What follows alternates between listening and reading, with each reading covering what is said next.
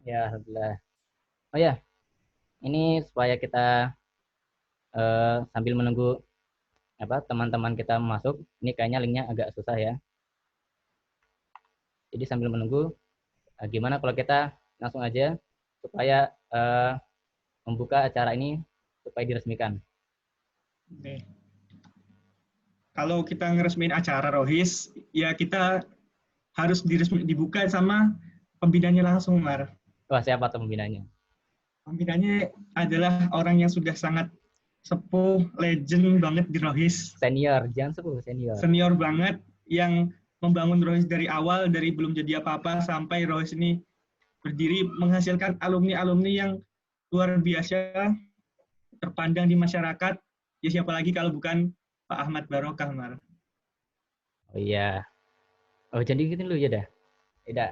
Eh, langsung saja kami persilakan Pak Barokah untuk ikut bergabung bersama kami. Assalamualaikum Pak Barokah.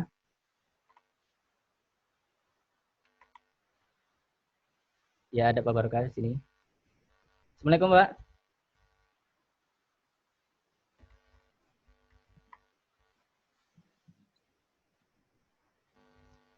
Halo, Assalamualaikum Pak.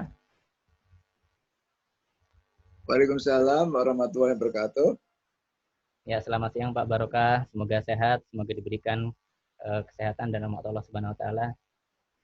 Ya, Pak. Ini temu alumni online Rohis tahun 2020 yang pertama. Nah, sebelum kami melanjutkan ke sesi selanjutnya yang akan diisi oleh para narasumber, alumni-alumni kita yang hebat, kami meminta tolong Pak Barokah untuk menyampaikan sepatah dua patah kata sambutan untuk membuka acara temu alumni online ini, Pak.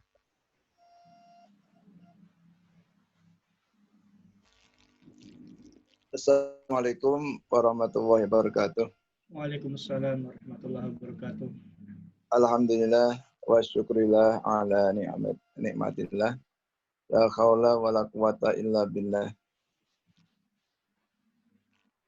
Yang saya banggakan alumni Rohis yang saat ini membuka sejarah baru, yaitu temu alumni secara online yang biasanya offline di rumah atau di masjid yang digunakan. Alhamdulillah ini semua karena ridho Allah Subhanahu wa taala. Oleh Alhamdulillah. karena kita harus selalu bersyukur kepada Allah Subhanahu wa taala agar kita senantiasa ditambah nikmat lagi dan dijaga Allah iman Islam kita. Amin ya rabbal alamin. Salawat dan salam senantiasa tercurah untuk baginda Rasulullah, Kanjeng Nabi Muhammad SAW yang telah Allahumma sholli wa sallim alaihi. kita semua ke jalan yang lurus, termasuk jalan Islam yang kita pilih. Para alumni Rohis dan narasumber yang saya banggakan, sebelumnya saya sampaikan terima kasih pada Mas Amar selaku Ketua Panitia. Ilham, Pak. Maaf, Pak. Ketua Panitianya Ilham. Mas Ilham ya, Ya. Mas Amar dan semuanya. Kemudian ada Mas Yusuf sebagai narasumber, Mas Surya, ini dua figur yang juga melegenda karena dari tahun 2014 memperkasai lagi yang sebelumnya sudah lama berhenti temu alumninya, baru tahun 2014 itulah berdua memperkasainya. Alhamdulillah selamat bergabung di hari ini untuk memberi sharing-sharing pada adik-adik. Kemudian pada kesempatan ini kita senantiasa harus menggunakan setiap kesempatan untuk kita gunakan berdakwah. Di mana saja yang namanya Rohis itu jiwa raganya untuk berdakwah. Sebagai apa saja, di mana saja, situasi apa saja. Tidak memandang waktu, tidak memandang usia. Kalau itu pilihan dakwah, insya Allah akan dirindai oleh Allah SWT. Beserta teman alumni yang saya banggakan, Sekali lagi, niat kita bulatkan untuk semangat satu dalam berdakwah di rumah, di kampus, maupun di sekolah. Kita lihat contoh-contoh dari kakak-kakak alumni, ini terutama untuk adik-adik Rohis yang masih menjabat pengurus Rohis, bisa mengambil contoh kakak-kakak yang ada di kampus maupun sudah bekerja maupun yang sudah senior, bagaimana kiprahnya mereka istilahnya masih istiqomah, masih stabil memperjuangkan Islam sebagai dinullah, sebagai agama Allah. Selamat untuk menyampaikan gagasan yang pada sore hari ini, siang sampai sore hari ini nanti kita dipandu oleh Mas Ilham, Mas Ammar. Semoga ada hikmahnya ke depan untuk supaya solid yang namanya Rohis dan alumninya. Rohis untuk satu garis perjuangan dan memberi semangat kepada adik-adik yang masih menjabat sebagai Rohis, semangat dan greget untuk berdakwah di sekolah, jangan sampai melemah, jangan sampai tergerus dengan adanya hal-hal yang tidak kita inginkan. Demikian saja, selamat untuk mengadakan teman alumni dan kita buka bersama dengan rindu Allah SWT. Kita buka acara ini dengan bacaan Bismillahirrahmanirrahim. Ya, terima kasih. Assalamualaikum warahmatullahi wabarakatuh. Waalaikumsalam warahmatullahi wabarakatuh. Terima kasih Pak Terima Barokah. kasih Pak Barokah atas kata sambutannya dan secara resmi membuka acara temu alumni pada siang hari ini. Oke.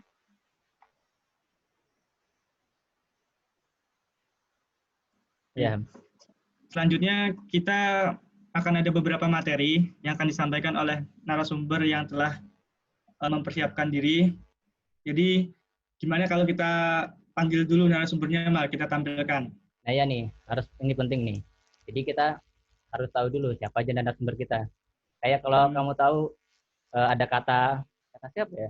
Kata pepatah, tak kenal maka tak kenalin. Ya, ayo ini kita hadirkan para narasumber pada temu alumni Rohis Al-Izzah 2020 siang ini.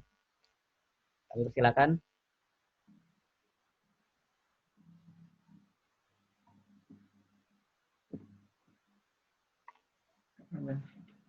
Assalamualaikum.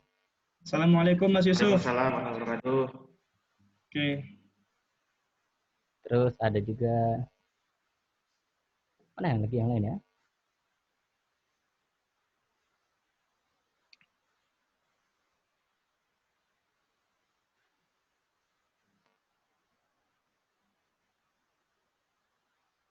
Ada Mas Ainul Falah. Assalamualaikum Mas Ainul. Assalamualaikum. Waalaikumsalam warahmatullahi wabarakatuh. Oke. Ada satu lagi nih.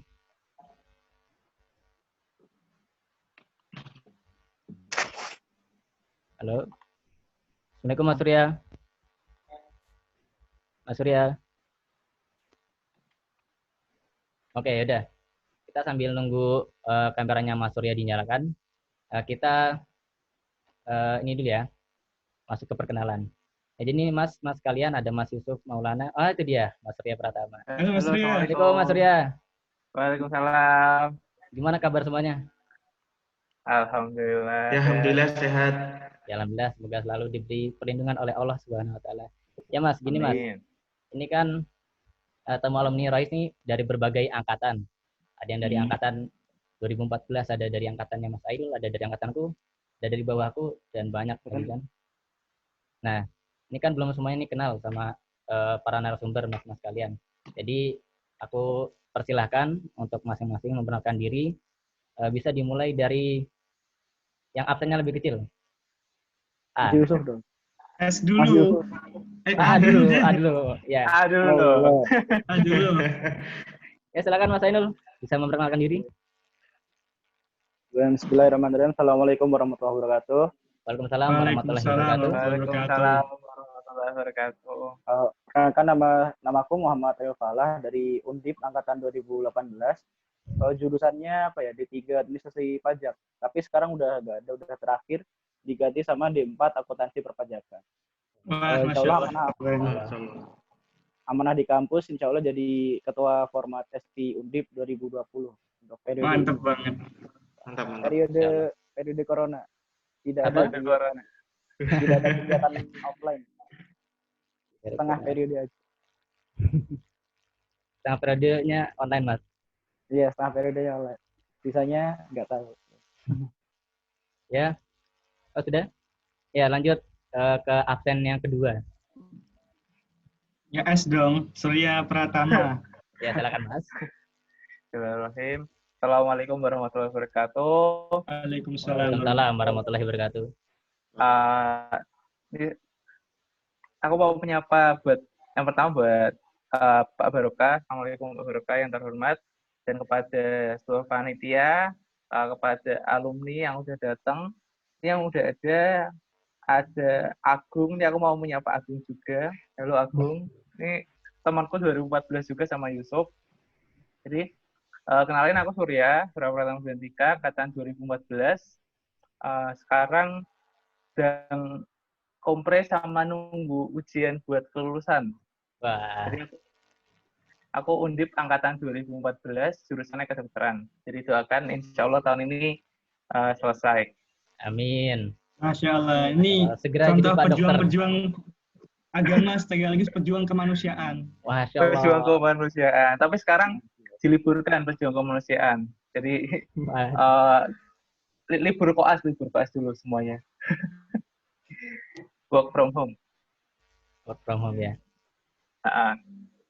Ya itu sekarang kalau misalkan amanah ya lagi ada amanah yang dipegang, tapi masih aktif buat jadi mentor. Mentor apa nih, Mas? Mentoring. Oh, mentoring ya. Mentoring. Jadi ngetrohis ya. Meneruskan jejaknya Ustadz Supriyadi, Mas. Yes, betul sekali. Masya Allah, keren Salam, banget. salam hormat buat Mas Priyadi. Ya, nanti insya Allah kami sampaikan. Ya. Itu Mas Ainul Falah yang rumahnya dekat bisa menyampaikan juga. Kan deketan Ilham. Ya udah. Sudah Mas Ria. Terus lanjut ya ke absen terakhir di kelas mungkin. Silakan Mas Yusuf.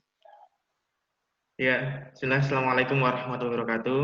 Waalaikumsalam warahmatullahi Waalaikumsalam. wabarakatuh. Pertama yang saya hormati Pak Barokah, Masya Allah, beliau guru agama yang paling saya idolakan lah, walaupun saya 3 tahun belum pernah diajar beliau, tapi saya merasakan aura beliau itu seperti apa. Dengan teman-teman sekarang, adik-adik sekarang, apalagi beliau kan selalu memberikan nasihat-nasihat yang mencerahkan bagi kita semua, sehingga manfaatkanlah mumpung teman-teman masih SMA untuk bertemu dengan Pak Barokah, silaturahmi, sowan, minta doa, itu mohon dimanfaatkan. Karena saya merasakan benar-benar luar biasa betul sama Pak Barokah. Kemudian yang kedua, kepada panitia alumni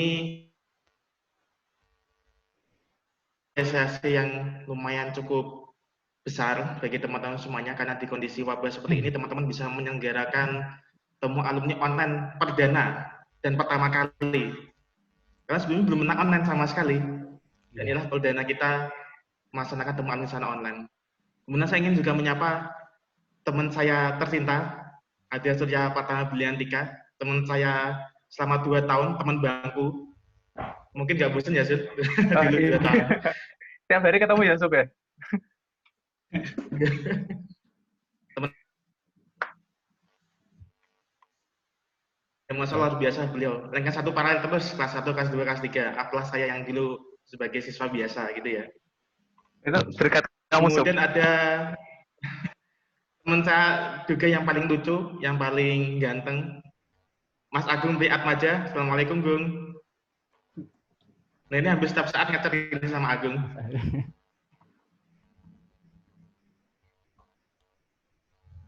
Mungkin teman-teman belum kenal saya, beberapa sudah kenal juga. Insya Allah nanti akan saya kenal lebih lanjut lah nanti. ketika materi di bagian saya. Mungkin singkat cerita, saya angkatan 2014, dulunya dari UGM. Untuk aktivitas saat ini ya hanya bantu dosen sama aktivitas ketakmiran di Masjid Kampus UGM. Terus sedikit pekan dari saya silakan kepada MC lagi. Assalamualaikum warahmatullahi wabarakatuh. Iya. Ya, waalaikumsalam warahmatullahi wabarakatuh. Oke, jadi teman-teman udah pada kenalkan sama narasumber-narasumber kita yang luar biasa nih, udah teruji lah kasarannya di dunia nyata, bukan hanya di dunia maya. Terus juga habis ini kita akan dengerin materi yang akan disampaikan oleh mereka yang insya Allah banyak banget nih manfaatnya. Apalagi buat teman-teman Rohis yang masih jadi pengurus, siapa tahu nanti bisa jadikan ilmu sebagai dasar acuan menyelenggarakan kepengurusan Rohis yang lebih baik. Itu Ya, Kak Ahmad. amin. Oke, jadi yang pertama ada siapa ini? Yang pertama ada Kak Yusuf Maulana. Ada Kak Ismaulana. Berarti kita kembalikan lagi ya, kok dia menghilang. Tidak. Kita persilakan kembali, co-host. Kami minta untuk menghadirkan kembali Mas Yusuf Maulana ke sini. Ya, muncul lagi. Assalamualaikum lagi, Mas. Ya, muncul lagi saya. Kembali lagi. Oke, Mas. Bismillahirrahmanirrahim. Kita mulai sesi yang pertama, bincang-bincang kita bersama Mas Yusuf. Oke, sebelumnya Mas Yusuf ini mau menyampaikan apa, Mas? Topik yang Mas sampaikan siang hari ini. Topik yang diberikan ke saya cukup berat sih. Cukup berat. Masalah generasi milenial membangun peradaban. Gimana? Ya, saya membawakan sebisa saya, kemudian nanti sekiranya teman-teman ada yang ingin didiskusikan, ingin ditambahkan, dipersilahkan. Apalagi di sini ada Surya, ada Agung, Masya Allah, ilmu mereka lebih jauh lah daripada saya. Masya Allah. Masya Allah. Ada Pak Barokah juga yang nanti bisa menambahkan juga, karena beliau yang paling senior dan paling tinggi lah ilmu agamanya. Masya Allah, keren banget. Mas Yusuf, maaf, menyela sebentar, mau memberikan sedikit pengumuman kepada teman-teman. Jadi teman-teman semua ini silahkan, ini adalah media untuk teman-teman semua bertemu kembali walaupun secara online. Jadi teman-teman bisa ikut berdiskusi ataupun bertanya atau hanya sekedar berbincang, ngobrol antar sesama di kolom chat, silakan. Kami tidak membatasi, kami tidak membatasi harus private atau tidak. Silakan chat bersama di everyone, di kolom chat untuk everyone, untuk ya kalau mau berbicara gitulah. Sama alumni kan yang intinya adalah berkumpul bersama lagi, gitu kan ya. Ya, jadi yang diutamakan adalah silaturahminya. Ya, silaturahmi. Jadi nggak usah segan, nggak usah malu, silakan. Kalau mau ikut nimbrung juga nggak apa-apa. Mungkin nanti bisa dilirik Mas Yusuf atau narasumber yang lain, jadi bisa jadi bahan bahasan. Ya, oke, Mas Yusuf boleh dilanjut. Di bagian saya nih? Iya, bagian Mas Yusuf. Oke. Bismillahirrahmanirrahim. Assalamualaikum warahmatullahi wabarakatuh.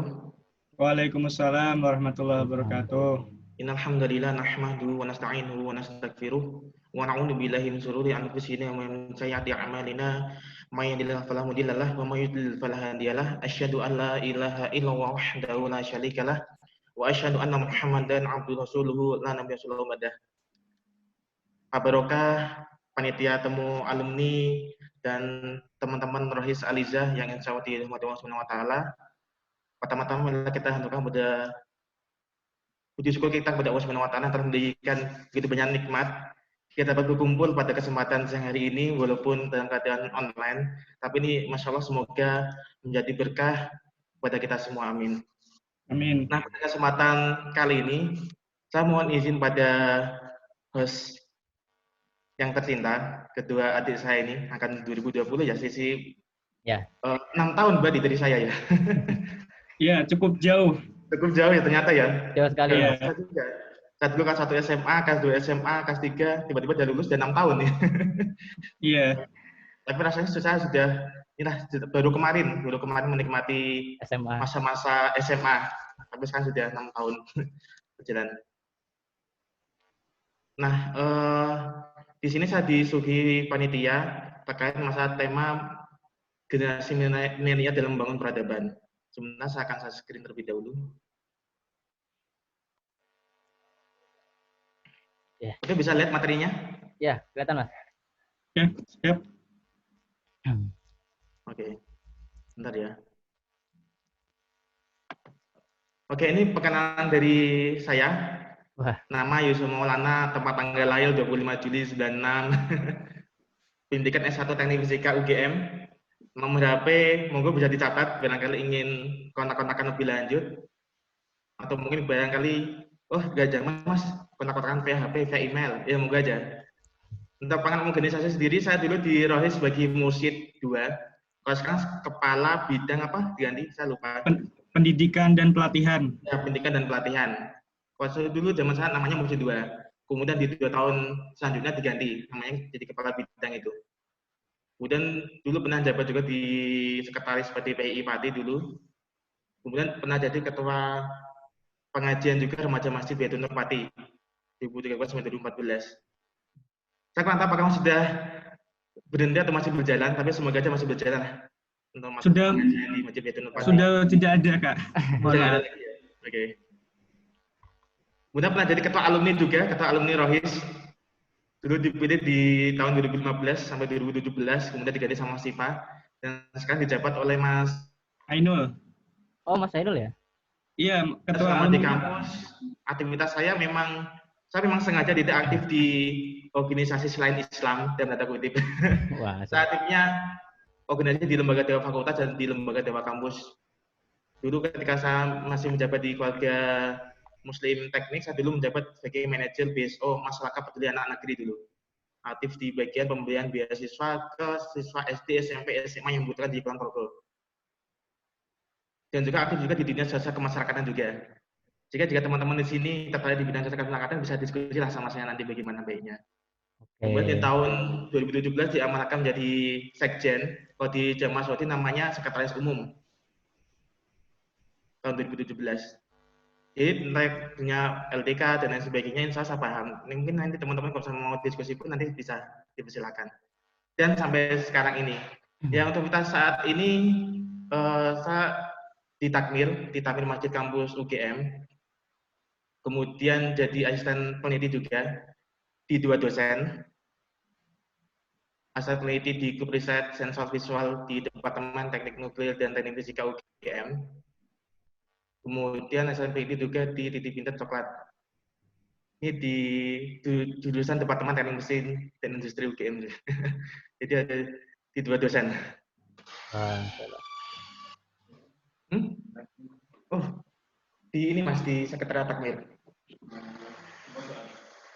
Di dekat kamera. Oke, mohon maaf ya, ada teman soalnya tanya. Oh, iya Mas, gak apa-apa Mas. Saya lanjut. Kemudian saya juga ngurusi alumni Jamaah Saudi juga, sama kami karena mau buka bisnis, tapi kalau karena pandemi akhirnya ditunda terlebih dahulu. Akhirnya satu isi proses di sana. Ya, kalau misalnya masa terdampak ya alhamdulillah saya terdampak juga, karena penelitian dan sebagainya dananya dibatalkan dan ditunda sampai tahun depan. Wah. Ya Allah. Ya, bisa menikmati fokus ke takmir sekarang. Dan sekarang juga posisi baru menunggu pengumuman S2 juga. Oh iya ya. Oh, berarti ini Mas nggak di rumah ya Mas ya? Masih di nggak di rumah, Masjid Kampus di Jogja ini. Di Jogja di Masjid Kampus UGM. Saya kebetulan lockdown di sini di Masjid Kampus UGM, nggak kemana-mana kecuali hal-hal yang dipentingkan saya baru keluar, entah itu belanja atau main ke rumah dosen, hanya itu aja. Alhamdulillah berarti ya Mas ya. Pandemi ini membawa hikmah jadi lebih dekat dengan masjid. Iya, sudah 2 bulan ini saya di masjid. Semua pakaian dan lain sebagainya di masjid semua. Masya Allah. Ya silakan Mas Yusuf, bisa dilanjut lagi. Oke, ini materi yang diberikan oleh panitia kepada saya tentang masalah Muslim milenial membangun peradaban. Ini menurut saya sendiri merupakan materi yang cukup berat ya, karena memang definisi milenial, apalagi definisi tekan masa peradaban, ini suatu hal yang kompleks, tidak sesederhana apa yang kita pelajari selama SMA.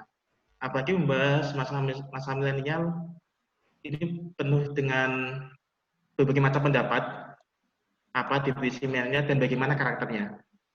Apalagi misalnya definisi peradaban, masalah substansi peradaban itu dibangun dari apa, kemudian nilai esensi dari masing-masing badan itu seperti apa, ini juga perlu bahasan yang lebih lanjut. Tapi di kesempatan kali ini saya ingin membahas masalah pembukaannya saja.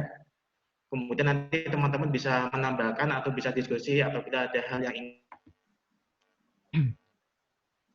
Tapi nanti materinya ada 4 poin yang ingin saya bahas. Pertama definisi, kedua karakter, 3 kondisi saat ini, dan keempat tawaran solusi. Kenapa dengan tawaran solusi ini? Karena solusi dari pribadi saya dengan diskusi dengan teman-teman yang lain. Jika teman-teman ada hal yang disampaikan, ya dipersilakan. Ini namanya kan diskusi, ya kan? Oh iya. Nah, di sini hanya pemantik. Oke, masuk ke definisi. Nah, teman-teman bisa lihat di slide yang sudah saya bagikan. Islam yang sendiri dijalankan oleh 2 pakar sejarah dalam bahasa Amerika, William Strauss dan Neil Howe, dan beberapa bukunya. Nah, GSMA itu ya kita saat ini yang dia akan disebut generation Me atau eco boomers. Nah, penggunaan generasi Y terbentuk bagi mereka yang lahir pada tahun 1980 sampai 1990 atau pada awal 2000.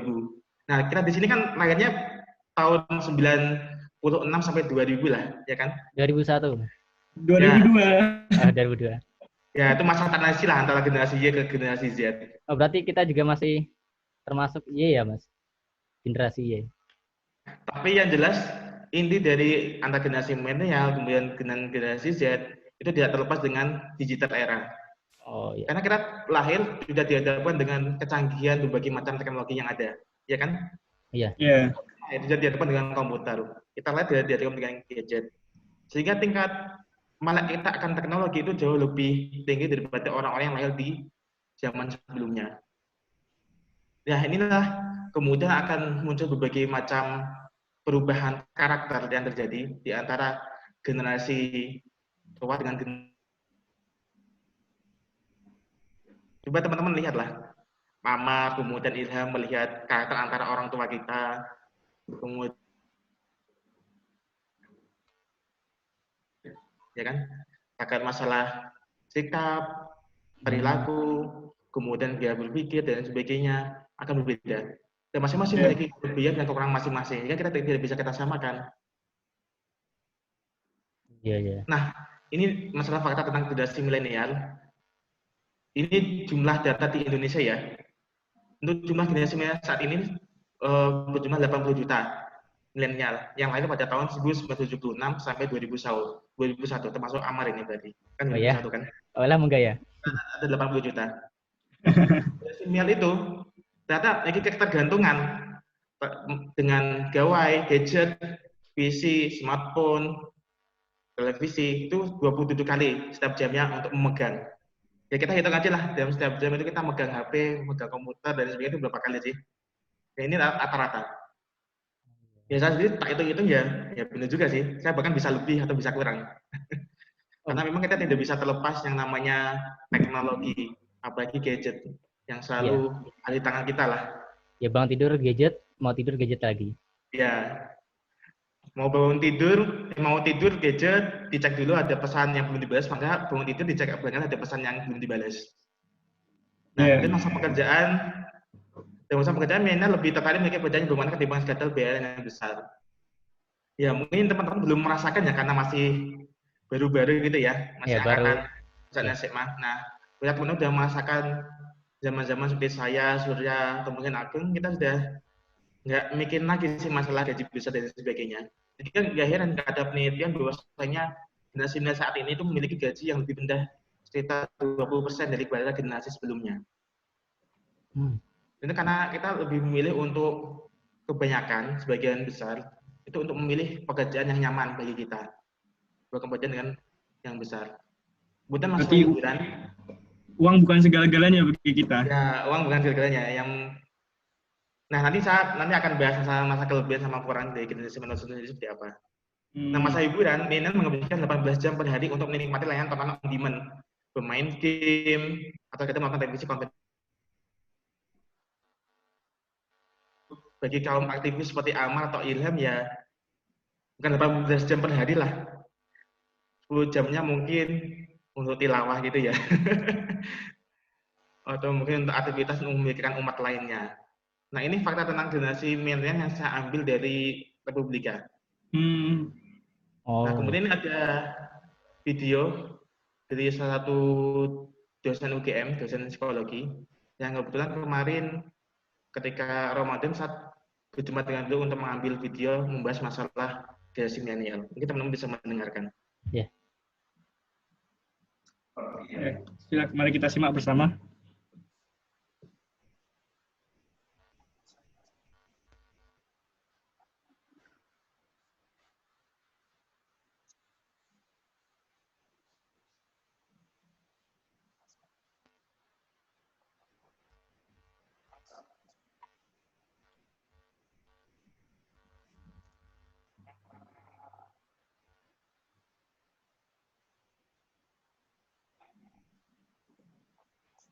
Maaf Mas Yusuf, itu Mohon maaf, Kak.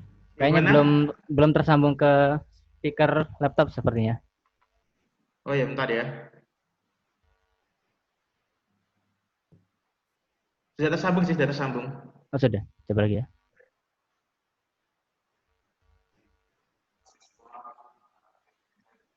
Oh ya, ada.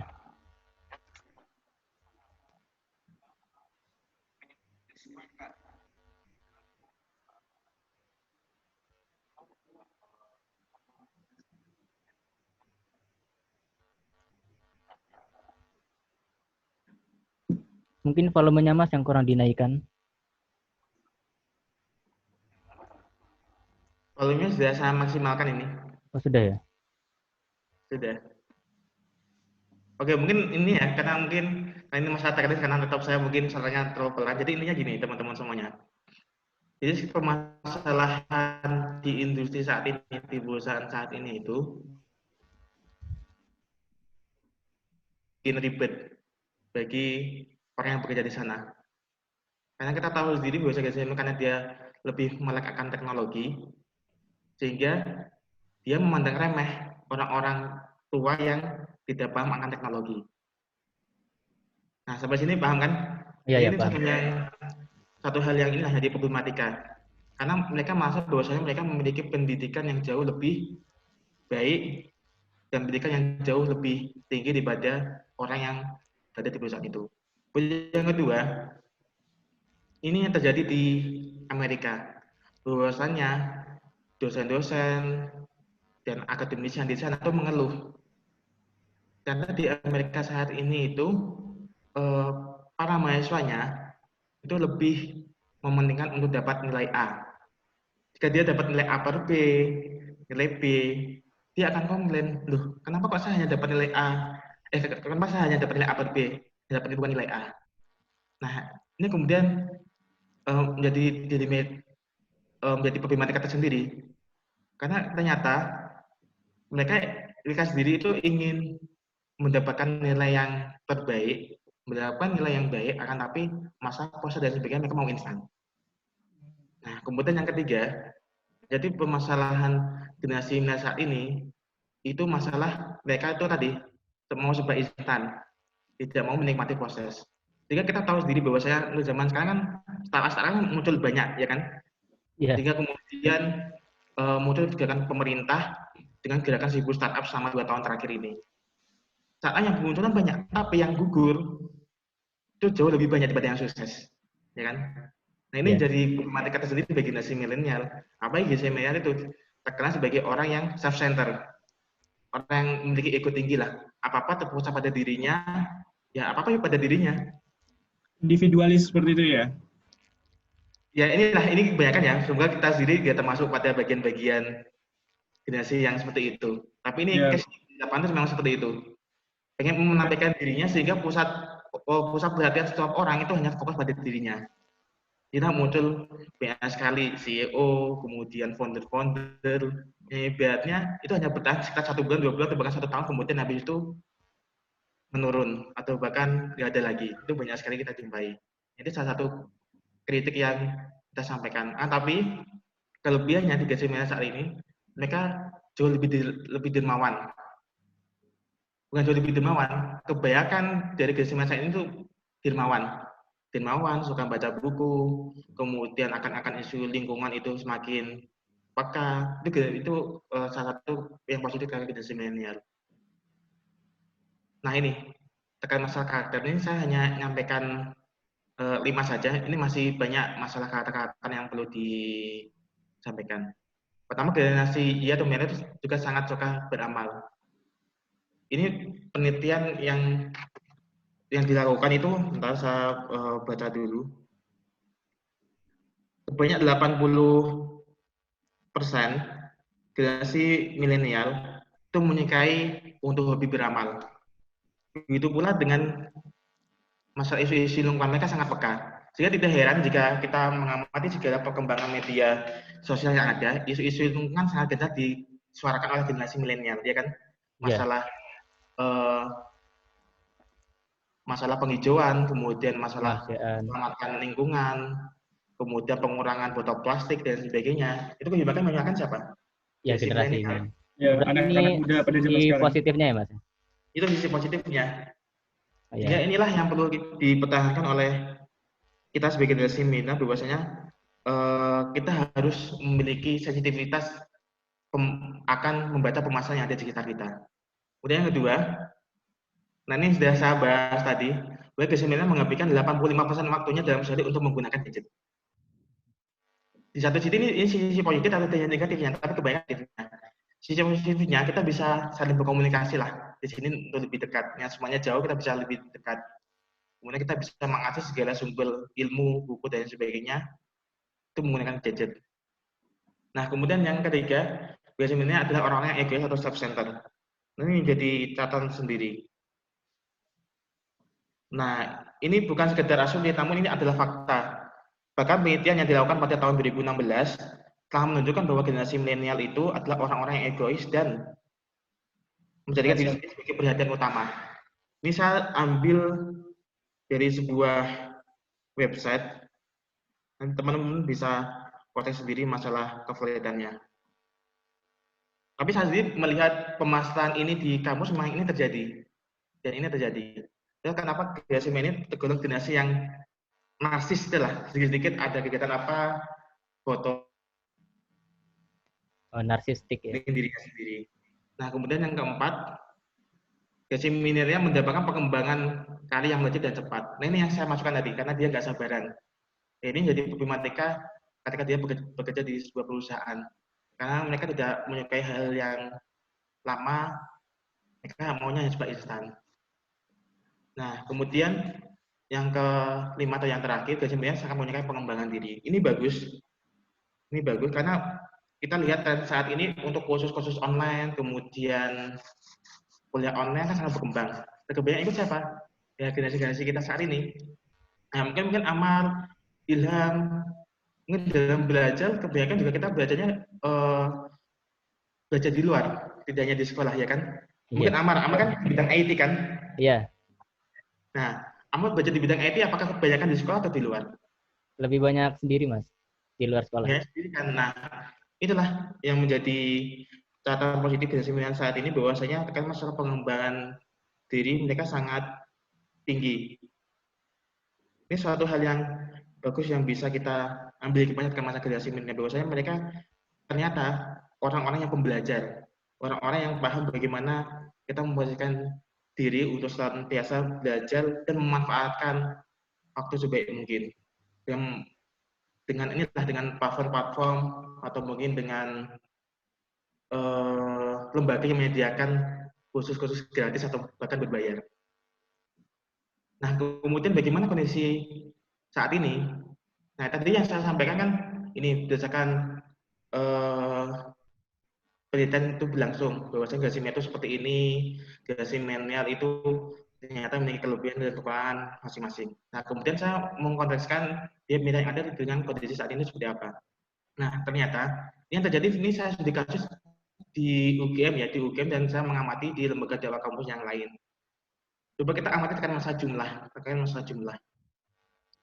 Jumlah pendaftar rohis dari tahun ke tahun bagaimana? Apakah mengalami peningkatan atau penurunan?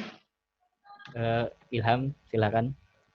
Ya, kalau dari segi kuantitas cenderung meningkat, tapi dari orang-orang yang benar-benar bergerak, maksudnya benar-benar menjadi aktivis di rohis, ya harus saya katakan cenderung menurun dari tahun ke tahun, Mas.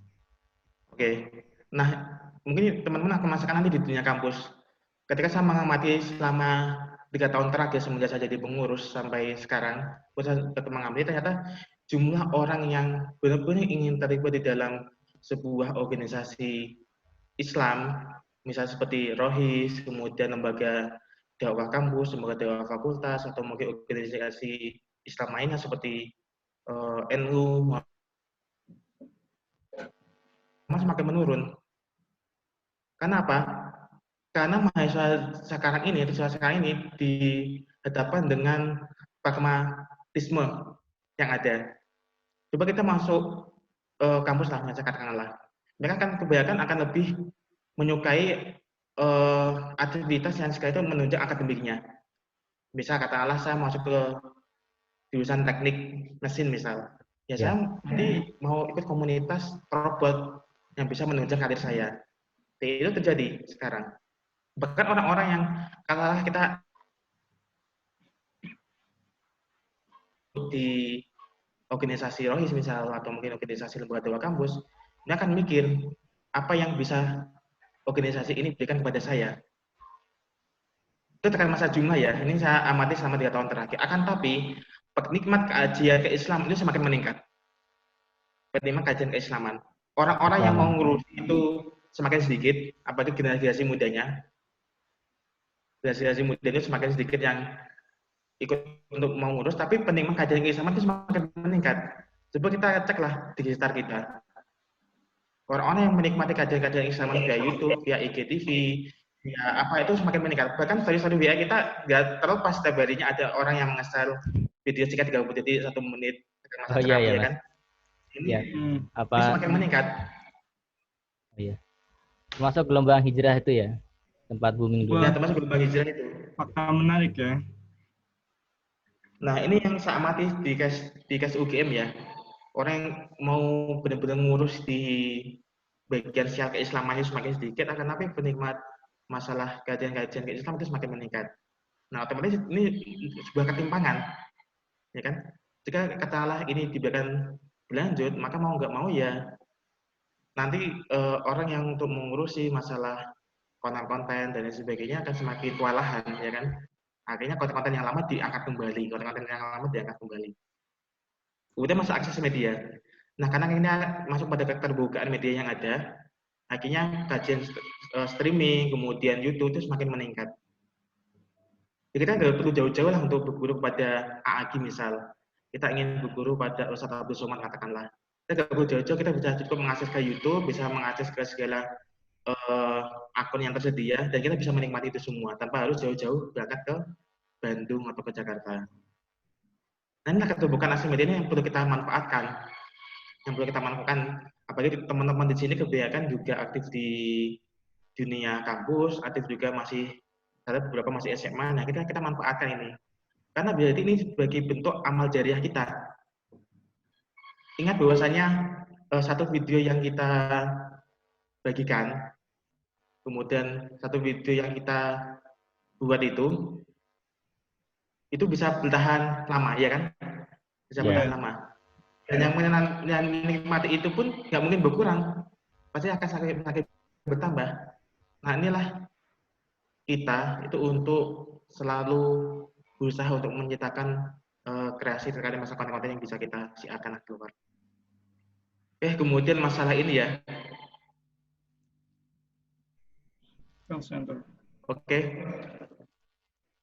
Oke. Kemudian masalah ini ketinggalan zaman. Nah, ketika kita tahu sendiri bahwasanya kajian YouTube itu semakin meningkat dan sebagainya, tapi program-program kerja kita, kegiatan kita itu masih ketinggalan zaman. Yang program kita masih konvensional. Kita coba cek lah.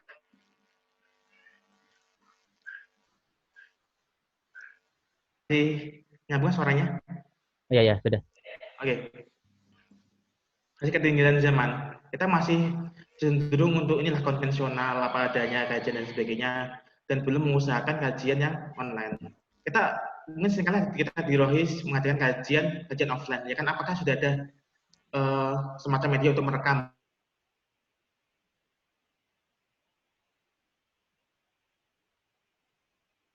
teman-teman semuanya? sehingga bisa terekam dengan baik, sehingga terkomunikasi dengan baik, dan itu bisa desain untuk di-upload di kemudian hari. Kemudian masalah self center, kemudian serba instan, ini yang jadi problematika saat ini. Karena keterbatasan waktu, sekarang cepat-cepat aja ya. Kita masuk ke serba instan ini. Oke. Nah, permasalahan, kita di organisasi pasti punya visi, ya kan? Punya visi, punya misi. Nah, otomatis untuk mewujudkan visi organisasi, otomatis butuh waktu bertahun-tahun untuk mewujudkan itu semua. Nah, permasalahannya, kebanyakan dari organisasi kita itu pengen segera cepat dan segera tuntas. Akhirnya apa? Masa proses, masa analisis sosial dan sebagainya nggak dilakukan untuk menuju sampai akhir, sampai ini selesai. Nah, ini yang perlu jadi catatan lah untuk masalah kita dalam organisasi. Nah, kemudian langsung aja yang kedua. Nah, kemudian, bagaimana cara untuk membangun peradaban? Nah, kan masa membangun peradaban ini suatu hal yang cukup kompleks ya masalah mendefinisikan ini. Tapi saya di sini mencoba untuk mengambil dua pendapat terkait masalah ini semua. Saya mengambil dari pendapatnya Ibnu Khaldun di dalam buku Muqaddimah. Bahwasanya esensi dari wujud suatu peradaban itu ada 3 menurut beliau. Yang pertama, kemampuan manusia dalam berpikir menciptakan sains teknologi. Kemudian yang kedua, masa kemampuan berorganisasi dalam bentuk kekuasaan politik dan militer. Dan yang ketiga, kesanggupan berjuang untuk hidup. Nah, semua peradaban yang ada di dunia ini tidak bisa terlepas dari ketiga substansi ini. Ya kan? Ya. Sama, pasti peradaban. Ya. Gitu. Ya kan? Dan pasti masing-masing peradaban itu memiliki organisasi yang mampu mengelola kekuatan politik dan militer. Coba kita cek lah kan masa peradaban Romawi, kemudian peradaban Islam yang di zaman Topi Utsmani misal. Kedua ini pasti ada hal yang harus dimiliki, dan yang terakhir kesanggupan berjuang untuk hidup itu sendiri. Nah, tetapi untuk peradaban Islam inilah yang menjadi perbedaan dengan peradaban-peradaban yang lain. Substansi dari peradaban Islam itu intinya tidak terbatas pada sistem keseluruhan tentang pandangan tentang wujud, terutama pandangannya tentang Tuhan. Nanti masalah tauhid yang tidak bisa kita lepaskan terkait masalah substansi dari peradaban Islam itu sendiri. Itu intinya itu. Karena kita keterbatasan waktu ya. Oh iya. Nah, ini saya ambil dari Al-Atas. Mungkin teman-teman kalau misalnya masuk di dunia kampus, kemudian masuk ke dunia pemikiran, pasti tidak asing dengan masalah pemikiran Al-Atas, karena masalah ini semua. Nah, hanya kita maksudnya pada Islamic worldview memang. Bagaimana kita memandang sebuah realitas saat ini, itu tidak hanya terbatas masa tata nilai atau masa tata pikir kepada Allah Subhanahu wa Ta'ala. Nah, akhirnya masuklah pada sebuah tawaran solusi dari saya sendiri dalam mengamati berbagai macam problematika, kemudian pengembangan yang ada, dan diskusi dengan teman-teman saya sendiri bahwasanya memang kajian terkait masa Islamic worldview ini suatu hal yang perlu untuk dilakukan oleh teman-teman yang bergelut pada dunia aktivisme, yang bergelut pada dunia untuk membantu masyarakat dan sebagainya. Ya, karena kita dalam memandang ini semua, otomatis kita tidak bisa terlepas dengan bagaimana Allah itu mengatur kita semua, ya kan? Iya. Nah, apa yang kita lakukan, aktivitas kita yang memberikan manfaat kepada orang lain. Kemudian yang kedua, suatu kebenaran itu suatu hal yang mutlak yang telah ditentukan oleh Allah dan sudah diatur di dalam Al-Quran dan As-Sunnah. Itu jadi patokan kita. Jadi kita di dalam melakukan sebuah pengembangan ilmu pengetahuan, di dalam kita melakukan sebuah penelitian, kita tidak bisa lepas yang namanya kebenaran mutlak itu. Dan itu sudah diatur. Jadi yang membedakan nantinya antara kita sebagai umat Islam dengan orang-orang yang sekuler. Karena kita memandang bahwasanya segala ilmu pengetahuan, ya itu masa kebenaran dan sebagainya sudah benar-benar sudah diatur. Tapi kita masih bisa mengembangkan pada hal-hal yang sekiranya itu belum tidak teratur secara rinci lah. Semisal ini, di dalam Islam itu sendiri, kita wajib untuk mengesahkan Allah Subhanahu wa Ta'ala ini baca masa tauhid, ya kan? Iya. Nah, masalah pengembangan teknologi itu juga dibahas juga. Teman-teman pernah lihat nggak hadis yang lumayan cukup panjang yang bahas bahwasanya Itu di zaman Rasulullah SAW ada petani yang menanam kurma dan melakukan penyerbukan. Nah, kemudian Nabi Muhammad SAW melihat apa yang dilakukan oleh sahabat dan menanam kurma. Oh, ternyata saya rasa Nabi Muhammad bilang, oh, saya rasa ini akan menjadi sebuah kesia-siaan. Nah, akhirnya karena Rasulullah bilang seperti itu, akhirnya para sahabat menghentikan apa yang mereka lakukan terkait masa penyerbukan itu. Ternyata beberapa bulan kemudiannya dijumpai ternyata tanaman kurma yang ada tidak menghasilkan panen yang lebih baik atau bahkan menurun. Nah, kemudian sahabat ini mengadu pada Rasulullah SAW. Dan Rasulullah bilang bahwasanya saya bilang seperti itu bukan untuk menang kalian, tapi saya hanya mengungkap pendapat. Nah, di sini kan kemudian Rasulullah kan ibaratnya tidak melarang masalah perkembangan yang kita lakukan kan masalah teknologi. Apa yang dilakukan sahabat kan masalah penyerbukan merupakan salah satu teknologi. Nah, itu bisa kita kontekskan pada pemasaran kita saat ini, bahwasanya pemrograman teknologi masalah robot dan sebagainya tidak menjadi suatu hal yang masalah. Dan banyak hadis-hadis lain yang menjelaskan bahwasanya Rasulullah tidak mengiyakan itu bisa jadi untuk mendiamkan, ya kan? Karena diam Rasulullah berarti memperbolehkan. Nanti tidak saya bahas satu persatu karena masa keterbatasan waktu. Iya, Mas. Nah, yang kedua, ketahui dan pahami kebutuhan masyarakat sekitar. Nah, ini penting. Di dalam kita menjalankan sebuah organisasi, maka kita harus mengetahui bagaimana kebutuhan masyarakat kita saat ini dan bagaimana generasi ini tuh menyikapinya. Nah, sehingga kegiatan yang kita lakukan itu memiliki impact dan menarik perhatian masyarakat lebih. Misalnya gini, kematian. Kemudian kita masa bahwa kajian yang kita berikan ternyata terlalu monoton dan ternyata masyarakat yang hadir ternyata terlalu sedikit. Nah, berarti perlu adanya improvisasi di sana. Misal, jadi kita membuat poster yang bagus, kemudian kita membuat video, atau mungkin kita membuat aspek-aspek yang lain kan bisa kita pertimbangkan nantinya. Kemudian yang ketiga ini yang paling penting, yang ini belum kita coba kita lakukan karena untuk masalah perkembangan teknologi khususnya di revolusi industri 4.0, data ini berperan penting. Nah, kita sendiri sebagai umat Islam kita tidak memiliki data yang komplit, ya kan? Coba kita lihat Facebook, kemudian Google, dia itu memiliki data masalah nama, kemudian tempat tanggal lahir kita, atau bisa kesukaan kita apa, dan sebagainya. Mereka memiliki data. Bahkan kita akses YouTube, kemudian akses YouTube katakanlah kebanyakan akses YouTube-nya dengan tutorial PES, FIFA misal, atau main game online, pasti Google akan merekomendasikan masa tutorial main game, ya kan? Iya. Karena dia paham masa data kita, umur kita berapa, dan kesukaan kita itu nonton apa. Sama sendiri kita tidak memiliki data. Nah, coba kalau misalnya kita memiliki data, misal jumlah siswa SMA Negeri 1 Pati yang beragama Islam itu ada 891. Dan dari 891 orang, ternyata 401-nya itu laki-laki dan sisanya perempuan. Jadi 490 siswa perempuan, ternyata 305 orang itu sudah memakai jilbab. Jadi 305 orang yang memakai jilbab, 200 orangnya sudah memakai hijab secara syar'i misal.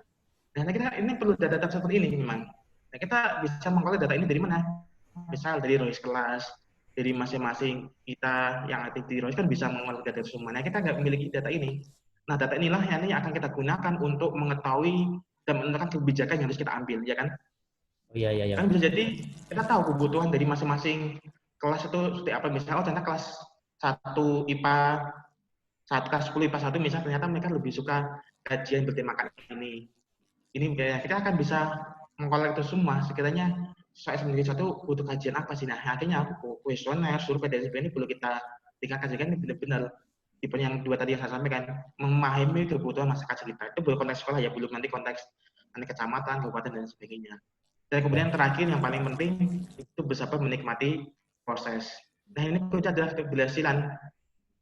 Karena sekali lagi untuk masa itu semua kita butuh proses, tidak bisa instan. Ibarat teman-teman di dalam main game adventure misal kontra gitu ya, game petualangan, nah teman-teman nggak bisa langsung lawan bos kan, harus melawan musuh-musuh prajurit dan sebagainya baru bisa lawan bos yang terakhir. Dan lawan bos pun juga harus ditembaki terus baru bisa bosnya mati, ya kan? Harus upgrade dulu, Mas. Harus sabar, nggak bisa langsung tiba-tiba jujuk gitu, nggak bisa.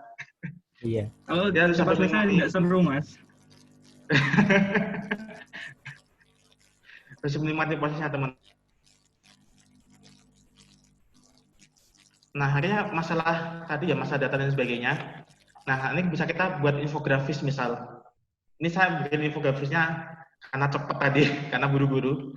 Ya, paling nggak kita tahu nanti. Kita bisa petakan masa kebutuhan masing-masing kelas, masing-masing generasi, atau bahkan guru kita sendiri, atau bahkan nanti kalau misalnya kita berada di luar konteks SMA, mungkin kita di masyarakat, kita bisa membagi. Oh, ternyata ada masyarakat yang ceritanya belum sholat berjamaah di masjid, itu ada sekitar segini. Ada masyarakat miskin yang perlu kita bantu terus segini. Jadi data-data ini yang perlu kita collect nanti. Karena kita berdasarkan umat Islam kita nggak memiliki data yang bisa menentukan kebijakan dan program apa yang kita tawarkan itu belum ada. Nah, ini saya bisa untuk mencoba ini ya. Karena kemarin juga saya punya ada ide terkait masalah bikin sebuah ini tapi belum terlaksana. Jadi kemudian ini wacana ini kemudian saya sampaikan juga ke teman-teman alumni juga, barangkali teman-teman di sini bisa mengusulkan bahwasanya data ini sebagai umat Islam ini harus ada. Ini penting, wajib bagi umat Islam untuk memberikan kajian-kajian yang kita tawarkan, kemudian sel Islam yang ada ini semakin bisa merata dan tepat sasaran dan sesuai dengan kebutuhan dari mereka itu sendiri seperti apa. Nah, Geng, saya menyampaikan ini untuk ini sih, untuk Itu ya juga. Oh, itu Mas Agung, Mas. Hah? Itu Mas Agung. Oh, ini Mas Agung. Ini quotes saya ambil dari Instagram beliau tadi. Wah. An opportunity always give us something to remember. Kan keren. Ini memanfaatkan Kesempatan. kita miliki saat ini berbagai macam kesempatan yang baik. Sekarang kita manfaatkan. Kita ingat di masa yang akan kelak. Kemudian teman-teman aktif di Rohis, nah itu akan dikenang nantinya di masa yang akan datang. Jadi, terima kasih Kang atas quotes-nya di Instagram Ya, dan terima kasih Mas Agung. Selamat. Itu saja yang bisa saya sampaikan. Kalau lebihnya saya mohon maaf. Silakan jika ada hal yang ingin didiskusikan atau ingin ditanyakan, dipersilakan. Dari saya, Assalamualaikum warahmatullahi wabarakatuh. Waalaikumsalam warahmatullahi wabarakatuh. Mungkin Kak Yusuf bisa masih bersama kita karena kita akan sampai pada sesi tanya jawab nih, Mas. Oh iya, monggo. Jadi buat teman-teman yang penasaran atau mungkin ada yang ingin ditanyakan sama Kak Yusuf, silahkan kalian bisa melalui via room chat di Zoom. Jadi silahkan kalau ada yang mau bertanya, nggak apa-apa. Kami membuka pertanyaan sampai nanti pukul 14.50, artinya 15 menit lagi. Ya, silakan.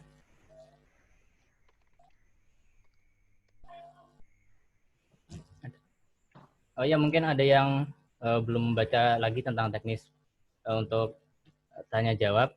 Jadi tanya jawab diberikan dua opsi, yaitu bisa kalian kalau mau menyampaikan secara langsung bisa menghubungi co-host. Nanti akan dihidupkan video dan audio untuk bertanya langsung kepada narasumber. Atau kalaupun tidak ingin, bisa mengirimkan pertanyaan dengan format nanti nama, angkatan, dan isi pertanyaan nanti akan dibacakan.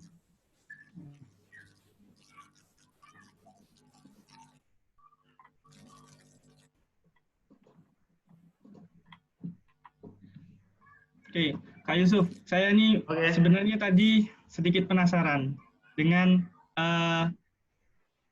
survei kalau generasi milenial itu rata-rata adalah orang yang tidak bisa menikmati proses, artinya ingin segera instan, cepat, tidak ingin berlama-lama.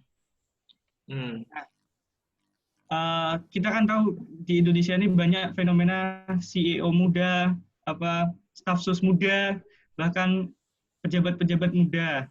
Nah, ini kan mereka mencapai satu titik di mana titik ini biasanya diisi oleh orang-orang yang full experience, jadi banyak pengalamannya. Nah, gimana menurut pandangan Mas Yusuf sendiri tentang fenomena-fenomena ini, ya artinya milenial muda yang muda yang memimpin, istilahnya seperti itu. Oke. kalau dari saya sendiri nggak jadi masalah. Coba kita cross check baca masalah sirah coba. Tekan masalah Muhammad Al-Fatih dalam menaklukkan Konstantinopel apa namanya? Konstantinopel umurnya berapa? 21. Kan seumuran kita kan dinasti Mia saat ini. Iya. Ya belum lagi sahabat-sahabat yang masuk Islam misal. Kan banyak juga yang mereka masih berumur teramat muda ya kan. Iya. Belum lagi masa yang menjadi komandan perang, kemudian masalah diamanahkan menjadi katakanlah menteri kesejahteraan lah dan lain sebagainya. Banyak orang yang memegang jabatan penting pemerintahan di zaman Rasulullah SAW itu orang-orang muda, ya kan? Nah, masalah ini ketika masih ada status milenial, kemudian masalah CEO muda nggak jadi masalah. Tapi yang jadi problematika ketika katakanlah kita tidak memiliki sebuah pandangan Islam sendiri, yang tadi saya samakan Islamic worldview. Ini satu hal yang penting yang perlu kita miliki. Ketika kita katakanlah diamanahkan bagi status milenial dan sebagainya, otomatis kita harus menjalankan amanah itu dengan semaksimal mungkin dan tidak bisa kita ibaratnya kita kesampingkan lah kemudian dengan aktivitas yang lain. Ini Allah Subhanahu wa Ta'ala merupakan Tuhan yang berat disembah dan tidak ada sesembahan lain yang berat disembah kecuali Allah Subhanahu wa Ta'ala. Kemudian kita paham akan masalah tauhid ini, kemudian kita paham bahwasanya segala aktivitas kita diamati oleh Allah Subhanahu wa Ta'ala dan bahwasanya segala kebenaran dan lain sebagainya itu berasal dari Allah, maka ini akan menjadi kehati-hatian kita dalam menjalani amanah ini. Sehingga masalah status milenial dan sebagainya saya nggak mempermasalahkan. Tapi yang saya akan permasalahkan ketika katakanlah mereka itu diamanahkan menjadi orang yang menduduki jabatan penting yang itu mempengaruhi halayak orang banyak, maka itu harus amanah, tidak bisa tidak. Nah, masa zaman kita saat ini orang-orang milenial itu hanya dipandang yang ditunjuk status milenial dan sebagainya itu yang sekiranya mereka memiliki perusahaan yang besar, ya kan, memiliki perusahaan besar. Tapi tidak cross-check terlebih dahulu bagaimana masalah religiusitas dari masing-masing orang. Kalau misalnya saya jadi presiden, maka saya akan mengecek terlebih dahulu bagaimana katakanlah keislaman mereka. Karena itu paling penting, karena itu suatu hal yang paling mendasar kita sebagai orang Islam. Kita dicek dulu bagaimana tilawahnya dia, bagaimana ibadah 5 waktunya dia, apakah bolong-bolong itu bagaimana. Karena saya yakin orang yang benar-benar beragama Islam secara benar dan baik, mereka tidak akan memberikan kebijakan atau hal-hal yang mereka buat sebagai aturan itu yang aneh-aneh dan bahkan cenderung untuk membuat beberapa masyarakat itu tidak nyaman. Berarti umur itu bukan masalahnya ya? Yang penting dia paham akan keislaman itu, kemudian dia paham bahwasannya hal-hal apa saja yang kita lakukan itu dilihat oleh Allah Subhanahu wa Ta'ala, maka itu yang perlu kita garis bawahi dan itu yang paling penting. Aja. Ya Mas. Ya gimana Han? Ya? Mar? Ya. Ini ada yang menyampaikan pertanyaan, tapi dia minta secara tertulis, minta tolong dibacakan.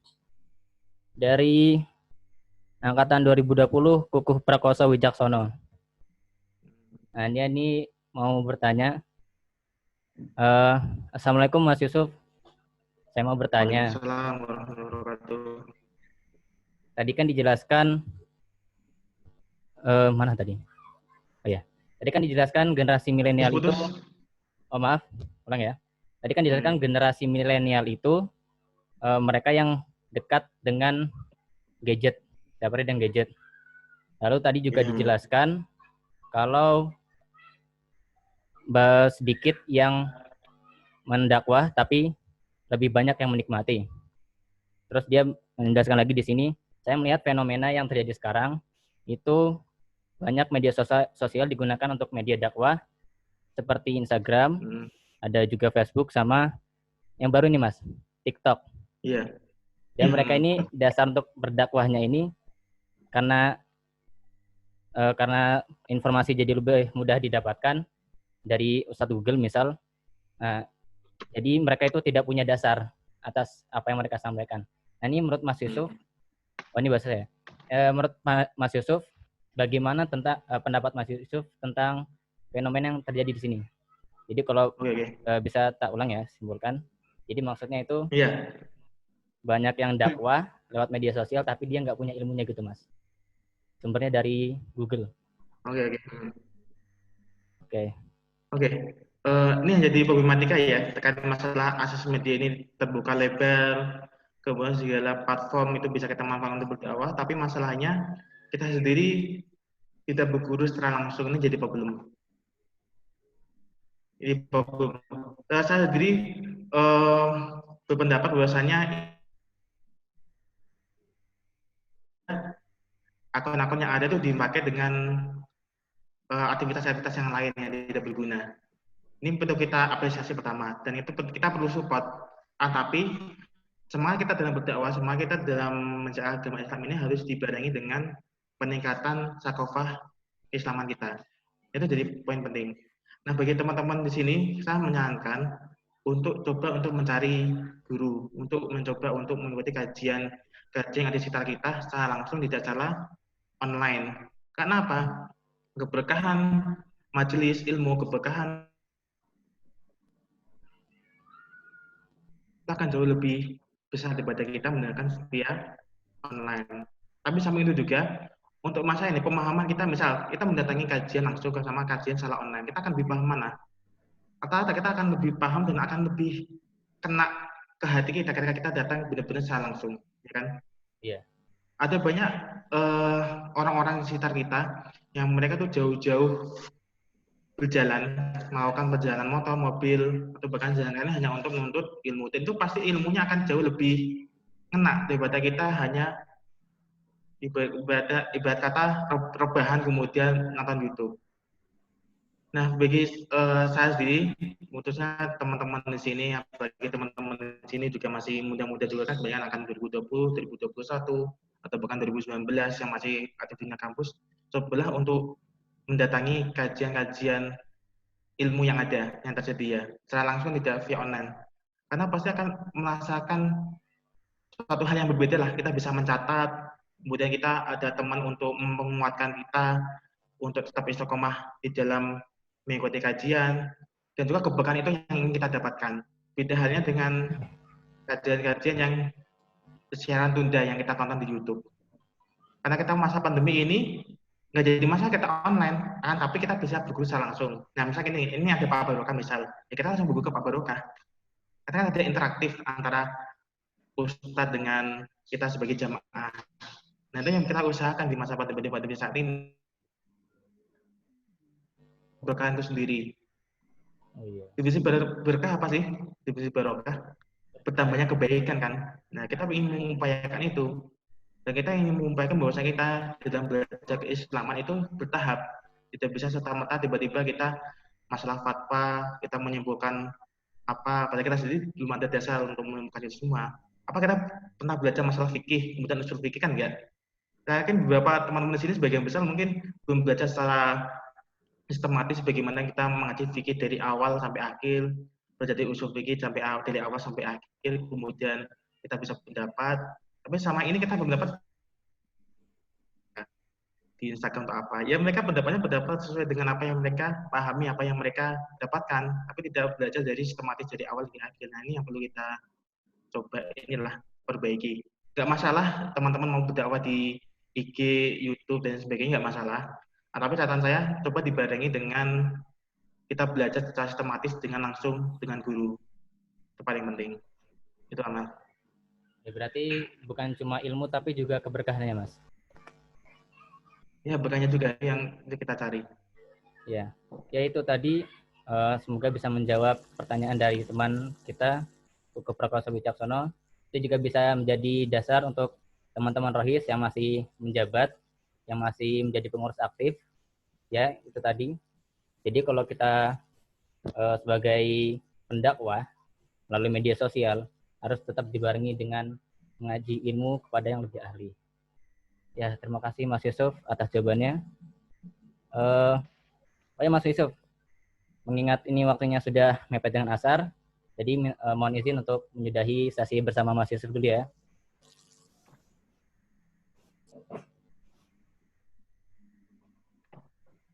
Mas Yusuf. Gimana ya? Ya. Gimana, Mar? Oh ya. Ini Ada pertanyaan lagi tadi? mengingat sudah mendekati asar, jadi sesi Mas Yusuf kami mohon izin untuk diselesaikan Oh dulu. iya. Nah ya teman-teman, terima kasih yang sudah menghadiri temu alumni Rohis Online sesi pertama ini bersama Mas Yusuf Maulana, angkatan 2014 Rohis Aliza. Nah nanti kita akan bertemu lagi dengan narasumber-narasumber lagi yang juga keren. Antaranya ada tadi yang sudah berkenalan Mas Surya Pratama dari FK Undip tahun 2014 yang sebentar lagi juga akan menjadi dokter, dan ada juga ketua alumni Rohis Alizah yang sedang menjabat sekarang yaitu Mas Ainul Falah. Nah, nanti kita akan bertemu mereka setelah jeda sholat asar. Nanti teman-teman setelah ini bisa keluar, akan saya sudahkan, dan bisa join lagi kembali ke pertemuan ini mulai pukul jam 3.15 melalui link yang sama yang sudah di-share di grup. Oke. Ya, terima kasih lagi kepada Mas Yusuf Maulana atas yang telah disampaikan, dan kepada teman-teman semua yang sudah hadir. Saya sebagai moderator bersama teman saya Ilham undur diri untuk sesi yang pertama. Sampai ketemu lagi di sesi yang kedua. Wassalamualaikum warahmatullahi wabarakatuh. Waalaikumsalam warahmatullahi wabarakatuh.